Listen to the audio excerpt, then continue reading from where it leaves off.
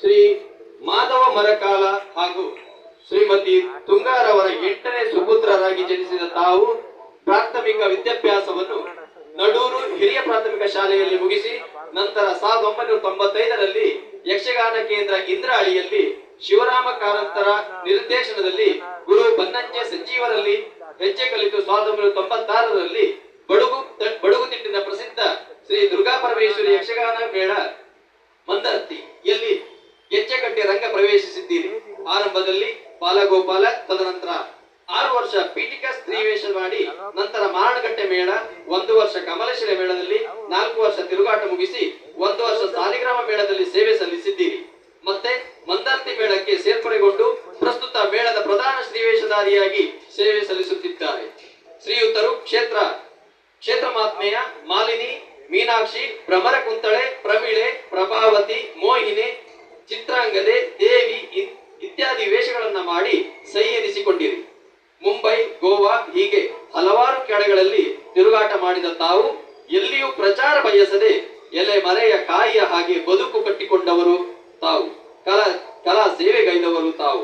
ಹೆಂಡತಿ ರೇಖಾ, ಮಗ ದೀಕ್ಷಿತ, ಮಗಳು ರಕ್ಷಿತಾ ಇವರೊಂದಿಗೆ ಸುಖಿ ಸಂಸಾರ ಮಾಡಿಕೊಂಡು ಬದುಕು ನಡೆಸುತ್ತಿರುವ ತಮ್ಮಿಂದ ಈ ಯಕ್ಷಗಾನ ಕಲೆಗೆ ಹೆಚ್ಚಿನ ಸೇವೆ ಸಲ್ಲಿಸುವಂತೆ ಶ್ರೀ ದೇವರು ಸಂಪತ್ತು, ಆರೋಗ್ಯ, ಸಕಲ ಸೌಭಾಗ್ಯಗಳನ್ನು ಸಂಪನ್ನಗೊಳಿಸಲಿ, ತಮ್ಮ ಮುಂದಿನ ಬದುಕು ಬಂಗಾರವಾಗಲಿ ಎಂದು ಹಾರೈಸಿ ಈ ಸನ್ಮಾನ ಪತ್ರವನ್ನು ನಿಮಗೆ ಮುಡಿಗೇರಿಸುತ್ತಾ ಇದ್ದೇವೆ. ಗೌರವ ಆಧಾರಗಳೊಂದಿಗೆ ಸತ್ಯನಾರಾಯಣ ಸೇವಾ ಸಮಿತಿ, ಕನ್ನಡ ಸಂಘ, ಪಾಲ್ಕು, ಠಾಣೆ. ಸನ್ಮಾನ ಪತ್ರವನ್ನು ಮುಂದಿಟ್ಟಂತಹ ರಾಘವೇಂದ್ರ ಭಗವಾಡಿ ಅವರಿಗೆ ವಂದನೆಗಳು. ಅತಿಥಿ ಗಣ್ಯರೆಲ್ಲ ಸೇರಿ ದಿನಕರ್ ಬರಕಲ ಇವರಿಗೆ ಸನ್ಮಾನವನ್ನು ನೀಡ್ತಾ ಇದ್ದೇನೆ.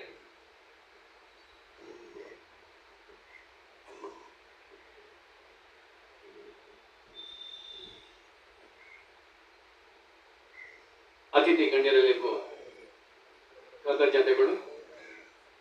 ದಿನಕರ್ ಕುಂದರ್ ತಮ್ಮಿಂದ 2 ಸನ್ಮಾನದ ನುಡಿಗಳನ್ನು ನಾವು ಬಯಸ್ತಾ ಇದ್ದೇವೆ.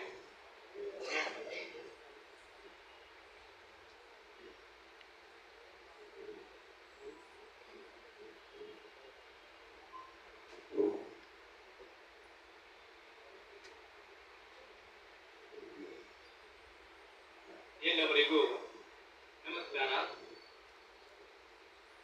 ಮನೆ ದೇವರು, ಮನದ ದೇವರು, ತಳದೇವರನ್ನ ಮನಸ್ಸಲ್ಲಿ ಪ್ರಾರ್ಥಿಸಿಕೊಳ್ಳುತ್ತಾ ವೇದಿಕೆಯಲ್ಲಿರುವ ಎಲ್ಲ ಗಣ್ಯಾತಿ ಗಣ್ಯರಿಗೂ ಸ್ಥಿರವಾಗುತ್ತಾ ವೇದಿಕೆಯ ಮುಂಭಾಗದಲ್ಲಿರುವ ಎಲ್ಲ ಕಲಾ ಪ್ರೇಕ್ಷಕರು, ಕಲಾ ಪ್ರೇಮಿಗಳಿಗೆ ವಂದಿಸಿಕೊಳ್ತಾ ಇದ್ದೇನೆ. ಬಹುಶಃ ಈ ದಿವಸ ಮುಂಬೈ ಮಹಾನಗರದಲ್ಲಿ ಇಂಥ ಯಕ್ಷರಂಗದಲ್ಲಿ ನನ್ನನ್ನು ಸನ್ಮಾನಿಸಿದ್ದೀರಿ ಎನ್ನುವಲ್ಲಿಗೆ ನನಗೆ ಬಹಳ ಸಂತೋಷ ಆಗ್ತಾ ಉಂಟು.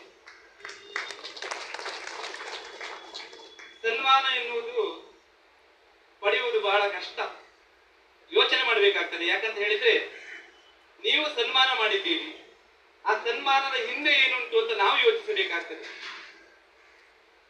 ಸನ್ಮಾನ ಮಾಡಿದ ಮೇಲೆ ನಾವಿನ್ನೂ ಈ ಯಕ್ಷಗಾನದಲ್ಲಿ ಎಷ್ಟು ಹೋರಾಟ ಮಾಡಬೇಕೆನ್ನುವುದು ನಮ್ಮ ಮನಸ್ಸಿಗೆ ಈಗ ಬಂದಿದೆ.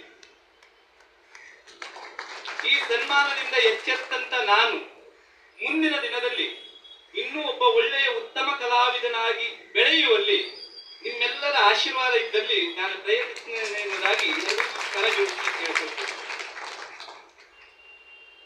ಹಾಗೆಯೇ ಈ ತಂಡದ ಬಗ್ಗೆ ನಿಮಗೆ ಹೇಳಬೇಕಾದಿಲ್ಲ. ನನ್ನ ಅಣ್ಣ ಸದಾಶಿವಮೆನ್ ಭಾಗವತರು ಅವರು, ನಾನು ಕರೋನಾ ಸಂಕಷ್ಟದಲ್ಲಿ 5 ವರ್ಷದ ಹಿಂದೆ ಈ ತಂಡವೊಂದನ್ನು ರಚಿಸಿ ಹೊರಟವರು. ಪ್ರಥಮ ವರ್ಷದಲ್ಲಿ 10 ಕಾರ್ಯಕ್ರಮ, 2ನೇ ವರ್ಷದಲ್ಲಿ 30 ಕಾರ್ಯಕ್ರಮ, 3ನೇ ವರ್ಷದಲ್ಲಿ 60 ಕಾರ್ಯಕ್ರಮ, 4ನೇ ವರ್ಷ ಅಂದರೆ ಹಿಂದಿನ ವರ್ಷದಲ್ಲಿ 100 ಕಾರ್ಯಕ್ರಮಗಳನ್ನು ಮಾಡುವುದರ ಮೂಲಕ ಜಯಬೇರಿಯನ್ನು ಗಳಿಸಿದವರು ನಾವು.